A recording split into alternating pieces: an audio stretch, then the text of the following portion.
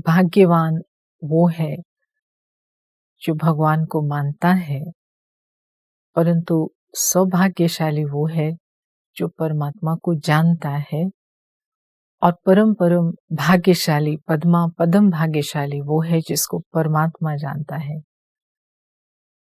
क्योंकि जब मैं किसी को जानती हूँ या कोई मुझे जब जानता है तो ही गहरा और सच्चा संबंध जुड़ सकता है, तभी ही लेना और देना हो सकता है, तभी ही मैं अपने दिल की बात सुना सकती हूँ और उसके दिल को जान सकती हूँ।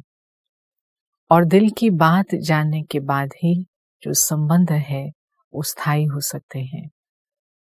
तो दुनिया के संबंधों में भी ये बात जरूरी है, तो भगवान के साथ संबंध करने में तो उसको जानना अति आवश्यक हो जाता है, सिर्फ मानना काफी नहीं होता है। तो बचपन से ही इस आत्मा को ऐसा लगता था हर तरफ कि कुछ ऐसा जान जाऊं जिसको जानने से सब कुछ जान जाऊं। पढ़ने का बहुत शौक था, किताबें किताबें किताबें, खाते हुए किताबें, सोते हुए किताबें साथ में हैं। लेकिन लगने लगा कि अरे ये तो सारी जिंदगी बीत जाने वाली है, उसके बाद भी दुनिया भर की जो भी किताबें हैं वो भी इकट्ठी करके पढ़ लूं तो लगता नहीं है कि सब ज्ञान आ जाएगा। ऐसे ही प्यार को भी हर एक में देखने की इच्छा होती थी। माँ का प्यार, पिता का प्यार, भाई बहनों का प्यार, अनेक संबंधियों का प्यार, अड़ोसी पड़ोसी, टीचर, स्कूल में, कॉलेज में बहुत प्यार मिला। लेकिन वो प्यार मिलते होते हुए भी ऐसा लगता था कि ऐसा भी कोई प्यार है जिसको जान जाओ या जिससे प्यार ऐसा करने से सबके साथ आप प्यार कर सको। ऐसा नहीं कि माँ के साथ प्यार कर रहे हैं तो थोड़ा पिता के साथ कम हो गया, पति के साथ प्यार कर रहे हैं तो सबके साथ कम हो गया। नहीं, ऐसा प्यार जो सबके साथ किया जा सके। तो ये मीठी मीठी बातें जो थी मन में उठती थी, एक खोज रहती थी। और स्कूल में एक ऐसा समय आया जब छोटी ही एज थी, मैं समझती हूँ 7वीं 8वीं क्लास थी, जब पढ़ाया गया गांधी जी के बारे में पहली बार। और बड़ी बड़ी बातें तो नहीं थी, याद भी नहीं है उस समय क्या पढ़ाया गया था, लेकिन एक बात जो थी वो छप गई बुद्धि के अंदर कि गांधी जी कहते थे कि अगर कोई आपको गाल पर एक चांटा मारे तो आप अपना दूसरा गाल आगे कर दो। तो जैसे ही हमारे टीचर ने ये बात कही, मुझे याद है वो पहला रिएक्शन जो अंदर में था, व्हाई? क्योंकि ये तो अधर्म हो जाएगा, मुझे कोई मार रहा है, पहली बात तो यही गलत है। लेकिन चलो कुछ कारण उसको हो गया है, तो लेकिन दूसरा गाल मैं आगे क्यों कर दूं? अब मैं उसको प्रश्न कैसे करूं, क्योंकि मैं तो छोटी हूं और वो टीचर है। लेकिन वो जब अंदर मन में बात बैठ गई तो लगा कि इसका निवारण तो चाहिए, समझ में आनी चाहिए। तो कहाँ से वो समझ मुझे मिले? ऐसे ही मुझे याद आता है 70s में, 70s के एंड में और 80s में बहुत सारे दिल्ली में, इंडिया में इस प्रकार की घटनाएं हुई मेरे जीवन काल में, उससे पहले भी होती रही हैं। लेकिन जब देखा इतना झगड़ा है पॉलिटिकल पार्टीज का आपस में और समाज के अंदर में, वो किसी भी प्रकार से हलचल पैदा कर सकते हैं, कोई परिस्थिति पैदा कर सकते हैं, मारकाट होती है, घर सबके उजड़ जाते हैं, एक समाज के सदस्य, वर्ग के सदस्य दूसरों के ऊपर में कितना अत्याचार करते हैं। तो ये जब सब सिचुएशंस देखी तो मन में आया कि घर में तो कुछ भी होता है तो पापा आकर के सब ठीक कर देते हैं, एक बार सबको बात कहते हैं, वो सब बंद हो जाता है। तो लेकिन ये सब मनुष्यों का, ये सब लोगों का एक पापा क्यों नहीं है? कहाँ है वो पापा? कहाँ है वो पिता? कहाँ है वो बड़ा? एक बड़ा चाहिए, और वो बड़ा कहाँ से मिलेगा? जिसकी बात सब मान जाएं, समझ जाएं जिसको, और झगड़े नहीं, दुख ना दें, मारे कांटे नहीं, परेशान नहीं करे। तो ये सब बातें प्रश्न के रूप में जमा होती जाती थी, जैसे एक फाइलिंग हो जाता है ना, फाइल बनती जा रही थी। और खुद का जीवन भी ऐसा लगता था कि समाज को कुछ भी चाहिए वो मेरे जीवन से मिल जाए, मैं कुछ कर पाऊं, देश के लिए कुछ कर पाऊं, राष्ट्र को ऊंचा उठा पाऊं, झगड़ों को खत्म कर पाऊं। तो सोचती भी थी और करती भी थी, मदद भी करती थी। लेकिन वो करते करते जीवन जा रहा है, समय जा रहा है, लेकिन कुछ खत्म होने को, नेगेटिविटी खत्म होती दिखाई नहीं दे रही है। तो इसी टेंशन को लेकर के जब माउंट आबू में जाना हुआ, कोई ऐसे लक्ष्य से नहीं गई थी कि कुछ मैं ज्ञान सुनूं, ईश्वरीय ज्ञान सुनूं, या कोई बैठ करके समाधि लगाऊं, मेडिटेशन करूं। सिर्फ इसलिए गई थी कि समय था, एक सप्ताह था, और उस सप्ताह के अंदर कुछ प्रश्नों के उत्तर अंदर ही अंदर शांति में बैठ करके मिलेंगे। शायद पहाड़ों की हवा खाने से कुछ बेटर हो जाएगी, हेल्थ भी ठीक हो जाएगी। तो ये सोच करके जब जाना हुआ, लेकिन परमात्मा ने अपने बच्चों की आवाज सुन करके हमेशा ही उसका रिस्पॉन्ड दिया है। तो इस आत्मा की भी आवाज उसके दिल तक पहुंची, और शांति के सागर ने अपना जो मैसेज है, शांति का संदेश, सबसे पहले तो अपने बच्चों के दृश्य दिखा करके किया। जो कुछ दिन वो मौका मिला रहने का माउंट आबू में, तो जितनी भी बहनें थीं, भाई थे, सबके जो चेहरों से, दृष्टि से इतने प्यार के जो शांति के वाइब्रेशंस चलते थे, उससे अपने आप बिना किसी ज्ञान को सुने ही शांति मिल गई। मन की जो टेंशन थी वो चली गई।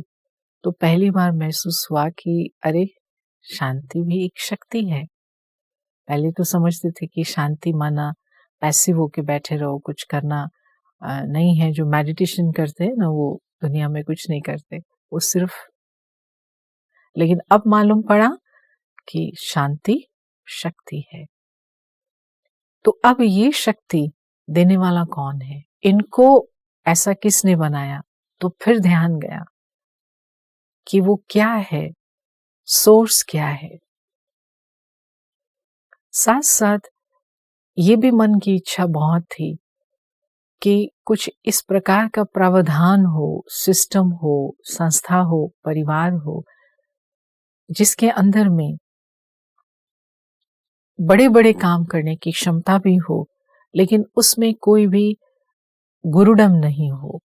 कोई ऐसा नहीं एक है, सब कुछ है, सबसे बड़ा है, और बाकी सब कुछ कुछ नहीं है। इस प्रकार की जो संस्था थी या व्यवस्था थी, वो देखने की, अनुभव करने की जीवन में हमेशा से इच्छा रही। क्योंकि घर में बचपन से ही बहुत से गुरुओं का आना होता था। बहुत अच्छी तरह से वो हमारे परिवारों की पालना करते थे, परिवार वाले भी उनका सम्मान करते थे।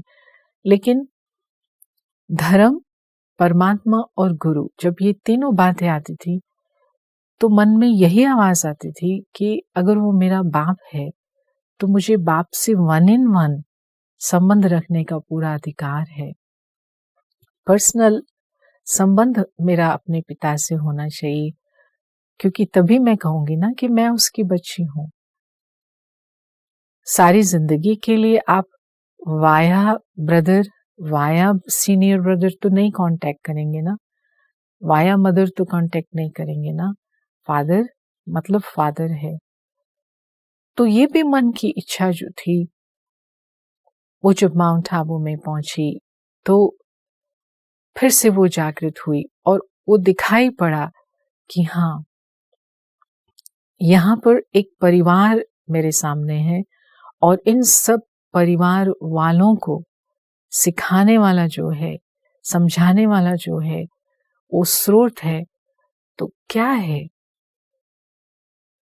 तो मालूम पड़ा कि इस सब का आधार है ज्ञान मुरली, और वो ज्ञान मुरली जो है वो परमात्मा जो निराकार है, शिव है, कल्याणकारी है, वो साधारण मानव के तन में आकर के ये ज्ञान सुना रहे हैं। तो ये सुनते ही एकदम अच्छा, वो मुरली अभी मुझे चाहिए, अब आप लोग मुझे नहीं चाहिए, अभी वो मुरली चाहिए। उस समय बहुत सारी ज्ञान मुरलियों को इकट्ठा करके जब पढ़ना शुरू किया, समझना शुरू किया, तो एक एक करके जिसको कहेंगे गांठें खुलती गईं, गुत्थियां सुलझती गईं। क्योंकि साइंस की स्टूडेंट होने के कारण हमेशा ये भी मन में आता था कि जो कुछ इंसान को ऊपर से मिल सकता है, ऊपर की तरफ हम किस लिए देखते थे कि आनंद मिल जाए, आशीर्वाद मिल जाए, शांति मिल जाए, सुख मिल जाए, शक्ति मिल जाए, और नीचे जो फिजिकल सुविधा के साधन हैं, जीवन यापन करने के साधन हैं, सब शरीर जो है उसको कोई कष्ट ना हो, जो विज्ञान ने हमको इतनी बड़ी प्राप्तियां दी हैं, वो नीचे वाला भी सब कुछ हो और ऊपर वाला भी सब कुछ हो। तो ये कॉम्बिनेशन, ये जो ब्लेंड है, ये जो पैकेज है, वो क्या संभव है? ऐसा हो सकता है? किसी को भी शांति चाहिए, मन की प्रेम चाहिए, आत्मिक प्रेम चाहिए, परमात्मा का अनुभव चाहिए, तो वो ग्लोबलाइजेशन क्यों नहीं हो सकता है? क्योंकि जब परमात्मा एक है, इतनी समझ तो आ ही गई थी। सुनते सुनते इधर उधर से गुरुओं को लेक्चर्स होते थे, गीता की बातें सुनाई पड़ती थी, रामायण की बातें सुनाई पड़ती थी, कि हर तरफ ये तो दिखाया जा रहा था परमात्मा एक है। तो जब वो एक है तो पूरे वर्ल्ड के लिए एक है, पूरे ग्लोब के लिए एक है, तो वो एक कहाँ है और वो क्या चीज देता है जिससे कि हमारे जीवन के अंदर में ऐसी दृष्टि बन जाए जो हमें सब अपने दिखाई पड़े। तो वो जो आदि धर्म होना चाहिए विश्व का, या सनातन धर्म होना चाहिए विश्व का, उसका रूप, उसको स्थापन करने वाला, जब कोई चीज पूरे विश्व के लिए चाहिए तो उसको स्थापन करने वाला भी एक होना चाहिए। तो ये सब भी प्रश्न उठते थे मन में। तो मुरली जब सामने आई और उसको पढ़ना शुरू किया, तो पढ़ते ही 3 गिफ्ट एकदम मिले। सबसे पहला जो गिफ्ट मिला, समझ मिली कि न दुख देना है न लेना है। परमात्मा स्वयं अपने बच्चों को कहते हैं कि न दुख दो और न दुख लो। तो ये जो गाल पर चांटा मारने वाली बात थी, वो भी प्रश्न हल हो गया, क्योंकि ये विधि जीवन जीने की नहीं हो सकती। इससे तो हम दूसरों के कर्मों का खाता खराब कर रहे हैं। तो अगर परमात्मा के हम सब बच्चे हैं, परमात्मा एक है, तो उस संबंध से वो चांटा मारने वाला भी भाई के संबंध में है, तो मैं अपने ही भाई को गलत रास्ते पर कैसे डालूं? तो ना मुझे दुख लेना है, अर्थात किसी को मुझे स्वयं को दुख देने भी नहीं देना है और ना ही देना है। तो उसकी फिर विधि क्या है, वो भी मुरली से स्पष्ट होती गई। तो ये जैसे एक जीवन की यात्रा के लिए स्पष्ट हो गया मार्ग। संबंधों में मुझे, मैं जहां भी जाऊं, ईस्ट में जाऊं, वेस्ट में जाऊं, नॉर्थ में जाऊं, इंडिया में जाऊं, अमेरिका में जाऊं, जहां भी जाऊं, मुझे कोई प्रोटोकॉल और जानने की जरूरत नहीं है। एक व्यक्ति जब दूसरे व्यक्ति से मिले, न दुख ले न दुख दे। और इसके साथ मुरली के अंदर ही महावाक्य जो मिला वो ये कि बच्चे, आप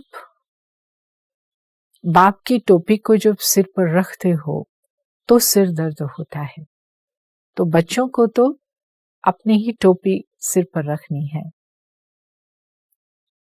तो इस महावाक्य ने बाकी का जीवन जो ये था कि समाज को कुछ देना है, समाज के लिए कुछ करना है, तो ये अच्छी बात है। तो अच्छी बात से तो मुझे खुशी होनी चाहिए, लेकिन अच्छी बात करते करते क्यों टेंशन बनी हुई थी जीवन में, तो वो टेंशन का कारण मालूम पड़ गया कि विश्व कल्याण परमात्मा का कर्तव्य है, क्योंकि वो परम पिता है।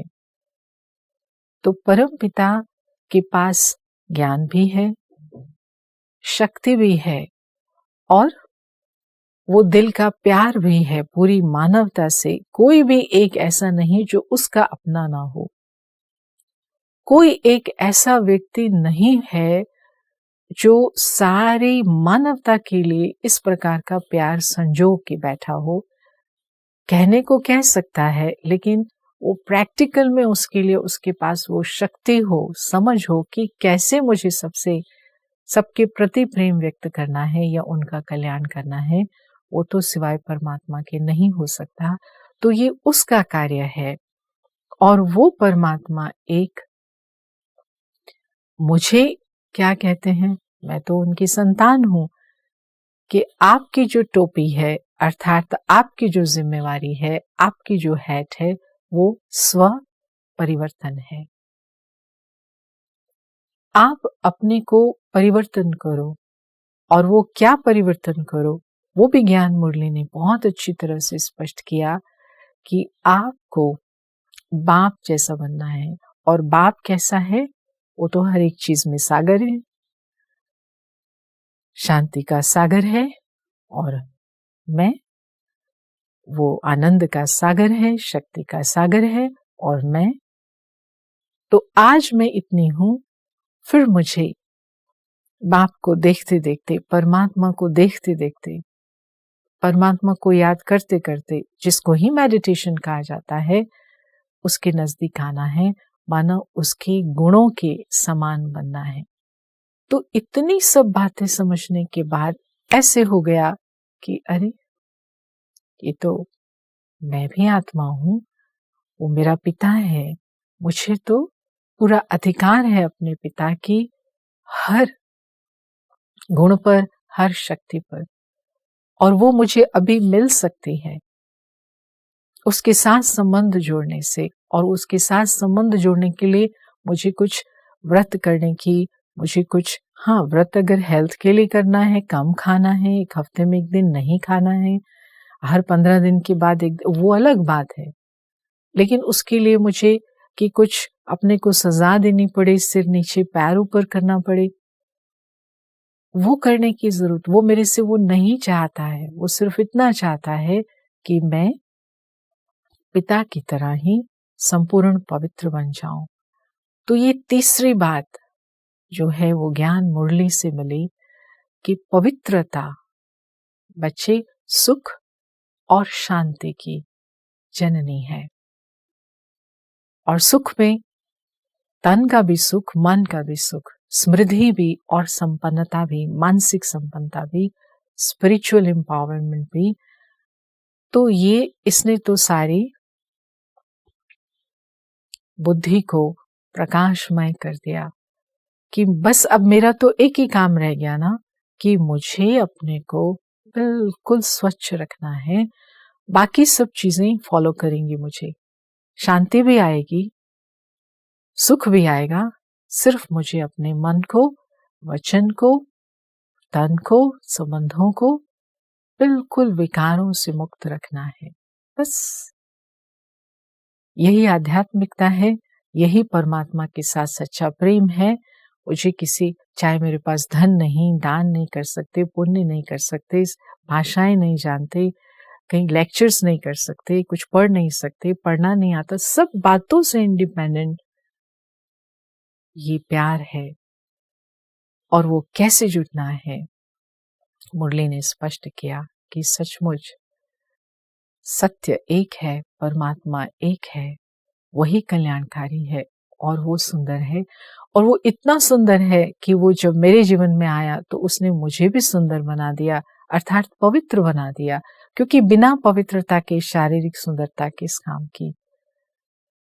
तो इसलिए अब तो मन एक ही गीत गाता है कि मेरे परम पिता परमात्मा, आप अभी जो भी आज्ञा दें, हम अपने जीवन को उन आज्ञाओं से श्रृंगार करके आप जैसे ही सुंदर, शक्तिशाली और शांति से संपन्न बनेंगे।